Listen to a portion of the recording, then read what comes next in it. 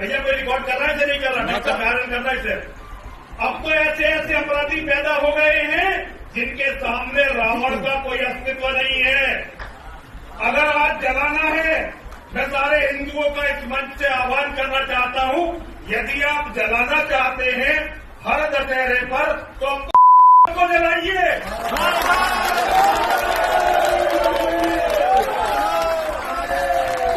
As far as the question is concerned that how should the Muslims respond to this thing, these things have taken place in the past also. Such things, whether it be Salman Rushdie, whether it be Taslima Nasreen, whether it be in USA, whether it be abusing the Prophet. And as you may be aware that according to a Time magazine report which came on the 16th of April 1979, in a span of 150 years, from 1800 to 1950, more than 60,000 books have written against Islam. That means more than one book a day was written against Islam in a span of 150 years before. After 9/11, it has reached epidemic levels. Maybe several books are written every day, and several articles are coming every day throughout the world, whether on the internet, whether it be on the newspaper, whether it be on satellite channels, whether it be in the form of books or pamphlets, and this has reached epidemic levels. So what should be the response of the Muslims when such articles come or such thing comes in the media, whether it be in the television, whether it be the print media, etc., someone abusing the Prophet or defaming the Prophet? What should be the Muslim stance? And we find people giving different opinions. As far as I'm concerned, my opinion is that broadly, if you categorize the way the Muslim should respond to such defamation and such allegations against Islam, especially the Prophet and Allah subhanahu wa ta'ala, broadly I can categorize it in 6 different categories. How can you respond? The first way is replying it in the media, trying to clarify the misconception. And media today, number one best media is the television, satellite channel. Then can be the print media, newspapers, magazines. Then can be in the form of pamphlets, can be in the form of books, internet. So number one is the print media, which is the most important. Any Muslim in any part of the world, whether this thing takes place in a Muslim country or non-Muslim country, this allegation against the Prophet or defamation of the Prophet takes place in any part of the world, the first 3-4 categories can be adopted by any Muslim, whether he's living in a Muslim country or non-Muslim country. So the first 4 strategies which are more important can be adopted by anyone, anywhere, irrespective whether the allegation has taken place in his country or outside, whether Muslim or non-Muslim country. So first is the media. Number 2 can be a peaceful demonstration of protest, whether in a form of a congregation, whether giving a letter to the embassy of that country where this thing has taken place. If it's Denmark, then you can have a peaceful protest against what has happened and telling the Prime Minister of Denmark that take action against that newspaper, whatever it is. It is a peaceful protest, whether the audience can be few hundred, few thousand, few 100,000, that depends. A peaceful protest. This anyone can do, any Muslim can do, any part of the world. The third type of reaction that can take place from the Muslim, which is positive, it can be a legal action. A legal action. For example, if you can legally pull the defaulters to court and sue them, that's a good way of such things not happening. For example, in USA there's an organization by the name of CAIR, C-A-I-R, which is a very good Muslim organization which picks up these issues. And just to give an example, you may be aware of the Nike company, also called as Nike, N-I-K-E, very famous company which makes sports goods, T-shirts, shoes, etc. And they had made a shoe having some Islamic inscription on it or mentioning Allah at the rear side. So you look from behind, Allah was inscribed, or it was put at the part of the shoe, which is the defamation. So what they did, that they immediately sued them. And to take the suit file, there was an outside commitment between them. That fine, they paid something $17 million, or somewhat similar. I think it's $17 million. And they said, we'll give it to the Muslim community. They can utilize the way they want. So they utilize the money to make parks for the Muslims or Muslim education, whatever they did. So this CARE company or Muslim organization filed a suit. I don't think so it went into the court because they were afraid the suit would be too high. So they had outside settlement. Whatever it is, whether the court asked them to pay a compensation or outside settlement, it was somewhere close to $17 million, which is, mashallah, a very big amount. Very big amount. Maybe, more than 80 crores of rupees, imagine. Just for that one act. And they removed the shoes. Main act was, the shoes was removed. It wasn't manufactured. So legal action. So if anything happens where you can think you can go to the court of law, but in certain countries suing doesn't, like in India, If you sue it, hardly you'll come to any conclusion.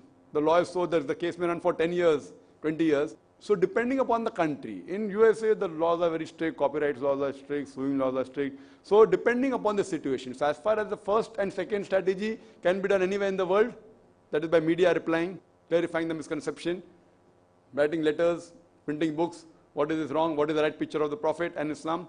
Number 2 is the peaceful protest. Number 3 is legal action, whatever way you can, if it's practical in that country. Even if it's not practical, at least make an effort to see if you can get the person to task. The fourth type of strategy is using economic pressure or business pressure, which may not be applicable again throughout the world. But if you know that by boycotting certain goods of that country where this act has taken place, if act takes place in a country, or that country per se, the Prime Minister is condoning it, not condemning it, that means he's part and parcel to it. Fine? So you boycott that. Like as you know, what happened in the Gulf country, many of the people, when the Gulf War took place, they boycotted all the American goods, and there was a big loss as far as to America was concerned. And this was an economic embargo or an economic boycott, which no one can object. Internally, people do it. But depending, suppose if I say here that boycott certain goods in America where the percentage of Muslim using is small, so it will be a waste of time. If it's causing an impact and damage to the economy, do it. That is the fourth strategy. The fifth can be a political action. Political action means the Muslim countries themselves, they take a stance that now they on a political level, they tell the Prime Minister of that country that this has to stop, otherwise we will stop your embassy in our country, we will take back our ambassador, whatever it is. So that is the fifth strategy that can be done on a political level, directly. The Prime Minister talking among themselves, the President talking among themselves on a political level that this should stop, there should be apology, otherwise political boycott will take place. And the last and the sixth is a demonstration or any act with force. For example, people may do something and may burn effigy, may pelt stones at the embassy. Some people may take a bomb and blast, etc., which is happening, which as far as the first 5 are concerned, there's no problem. No one will object to. Even the people doing it, they can object. Why? If it's freedom of speech, then we have a freedom to reply on the media. So no one, even if he's the enemy, if he writes against the Prophet and if he reply in the media, he can object it is wrong. Point number 2, peaceful demonstration, no one can object. You wrote against, it is our freedom of speech. We are coming there and we are objecting to it. Peaceful way, handing a letter. No one, not even the worst enemy of Islam can object. No country can object to the second strategy. First, second. Third is boycotting the goods. It's my choice. I don't want to have your goods. I don't have American products. I don't have Danish products. It's my choice. No one can object. Fourth, legal action. I'm taking legal action. Whether the court punishes or gives them a compensation, that's your problem. But no one can object on a suit being filed. Fifth is political. The political party is putting a pressure, which no one again can object. Sixth, violence or force, people can object. As far as the sixth category is concerned of using force, part of it on the lower level, I would not mind depending upon the level of defamation, like burning a flag. May be useful, may not be useful, but no objection. As far as force is concerned, the sixth category, difference of opinion. But the last one, catching a foreigner of that country, a citizen of the country, taking him away as hostage, or killing him, this Islam prohibits. Taking an American because they have done that, now I will kill him, or I'll take a bomb and blast, this Islam prohibits. So as far as the first 5 categories which I spoke about, strategies, neither Islam will object, neither non-Muslim will object. The sixth category, little bit force, burning a flag, burning a effigy, most people will not object, and Islam also, you cannot say it's totally haram. But in the sixth category, higher level, using force and catching an innocent person and killing, Allah says in the Quran in Surah Ma'idah, chapter number 5, verse number 32, that if anyone kills any other human being, unless it be for murder or creating mischief in the land, it is as though you have killed the whole of humanity.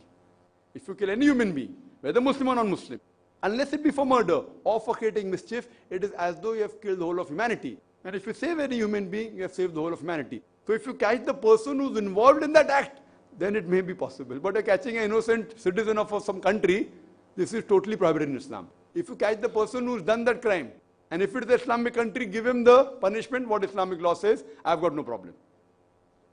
So this is the normal way a Muslim can react.